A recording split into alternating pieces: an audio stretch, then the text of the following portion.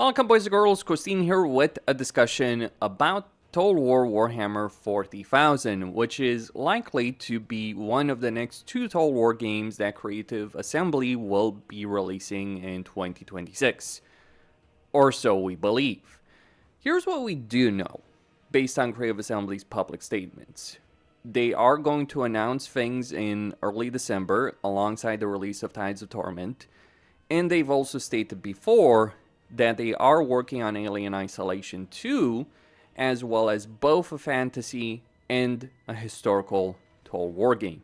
Now, we don't know the details of what they're working on, but the thing that has come up for years is Warhammer 40k. It's also the only thing that has come up over the last couple of years. There's no leak, no rumor suggesting that Creative Assembly is working on any other fantasy game besides 40k.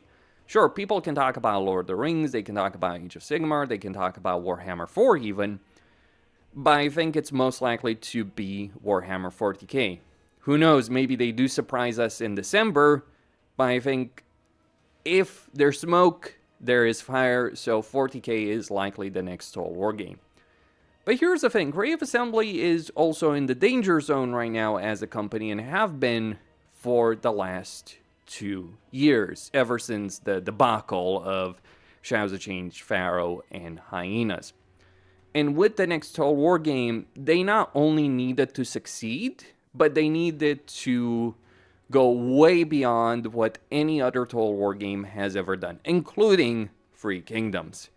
Because we know they've worked on it for years. So just doing some rough number crunching, assuming that they sell it at $70 and sell 4.5 million copies, yes, they would make hundreds of millions of dollars, but then you have Steam's cut, Game Workshop license, as well as the cost of developing the game. And suddenly that 300 million revenue turns into a 50 million profit. Not bad, but I'm sure on a 150 million budget, Sega would not be particularly pleased on that. And here's the thing. People will dispute these figures, arguing, well, budget is probably smaller, Steam cut would be smaller. Yes, those are true, but then you have to consider regional pricing, third-party sellers, the fact that Games Workshop would probably demand a bigger cut of the profits. So you're looking at a situation where they might not even make those $50 million in terms of profits, just from initial game sales. And those 4.5 million copies sold, those are the numbers Space Marine 2 reached within the first month. Suffice to say, no Total War game has come even close to that, with the exception of Three Kingdoms. But Three Kingdoms was the exception because the Three Kingdoms period is very popular in China, but then you got to consider regional pricing with regards to China. So you do have all of these factors to take into consideration. Realistically, you can look at 3 million copies sold, maybe smaller budget, but then higher Games Workshop cut. Regardless, even if the game does exceptionally well, and some people are saying, oh, people will still buy in the next Total War game, but even if it does exceptionally well, they're just barely above breaking even on it. We know they've worked on it for years. We've heard the rumors for years. And any game they announce this year with a release date next year is probably something they've worked since the release of Immortal Empires or the release of Warhammer 3. How many people they've worked on, what kind of budget they have, we don't know. What we do know is there's roughly 500 people in Creative Assembly right now, 560 give or take, 530 to 560, maybe even all the way to 600. Only a couple dozen people are working on Warhammer 3 right now. The rest are working on Alien Isolation 2, next Fantasy Total War game, next Historical Total War game. So the bulk of Creative Assembly's revenue is currently going into those games. And this is really where the danger zone is, because they need a game that not only exceed the sales that they've had on any Total War game, including 3K, but they also need a game that does well from a DLC standpoint. Otherwise, Sega is not going to be particularly happy with them. if they even have a repeat of the Free Kingdom situation, Sega's probably going to fire hundreds of people in CA. If the game doesn't even break even at launch or within the launch month, they're probably going to fire hundreds of people in Creative Assembly, reduce the staff to 100, 200 people, get them to work on smaller Total War games, as well as maintaining current games, because the bulk of CA's revenue does come from older games, sales, DLCs, etc. And imagine what happens if the next Total War game launches in a disastrous state. Well, those DLC sales and old game sales, they're gonna go down as well. So that is the danger zone for Creative Assembly. And I think they're aware of it. The reason I think they're aware of it, we've certainly seen them handle the recent backlash in a far different and far better way than they did things in 2023. I'm sure we all remember Rob Bartholomew's letter saying to people, if you don't like the price, we're just not going to make content. Also, the Steam bans and people's and community managers or community manager in CA saying you don't have the right to discuss or something along those lines. That is very different compared to what they've done now, where they've had QA teams working weekends to fix AI issues. They've handled things in a substantially better way. So I think Creative Assembly is aware of the danger they're in. It could work out very well, and I need to stress this out. It can be brilliant, and I do hope it is brilliant because everyone will benefit from that. Creative Assembly, Games Workshop, Sega, players, content creators, doesn't matter. Everyone benefits if the next Total War game is great. But if it's not great, things are going to get very ugly. And there's no longer a buffer for Creative Assembly to rely on, because they've lost the trust of a significant portion of the player base. Yes, things have quieted down, but quiet doesn't mean you've regained trust. It just means people are no longer as angry. And they've also lost the trust of Sega, very importantly. Sega was not happy about losing $100 million on Hyenas. People don't understand how big of a deal that was for Sega, but it was gigantic. How gigantic? Well, they basically fired Rob Bartholomew from Creative Assembly and brought in Jürgen Post back in charge of Sega Europe, basically, and put them in charge of CA, more or less. That's what we can find publicly. It's unclear exactly who's really running CA, but Jürgen Post is Sega's guy in CA because they no longer trust CA. They had given them a lot of leeway in the past. They no longer have that leeway. On top of that, though, the irony with Jürgen Post is that he was the person in charge of Sega Europe, or one of the key people in Sega Europe, when Dawn of War 3 was released. So remember that particular episode? I'm sure Post remembers it, considering he left the company shortly after Dawn of War 3 came out. And remember how it felt like Dawn of War 3 was chasing a MOBA trend? Again, I'm sure people remember, people in Sega and CA do remember that, and certainly people in Relic remember that situation with regards to Dawn of War 3 and how things were handled there. Hopefully, and you know what, I think Post is doing a much better job this time around. He did preside over the best DLC in Total War history, which is Thrones of Decay, and he also presided over the best expansion, which is Pharaoh Dynasties. There's a whole discussion on why that is the best DLC and why that is the best expansion, but certainly those did very, very well. Actually, those two saved the company. I'm not even joking on that. Imagine if Thrones of Decay had done poorly. I'm sure we would not be talking about the future of Total War right now. We would be talking about who exactly Creative Assembly is going to be sold to, assuming they continue to exist as a company going forward.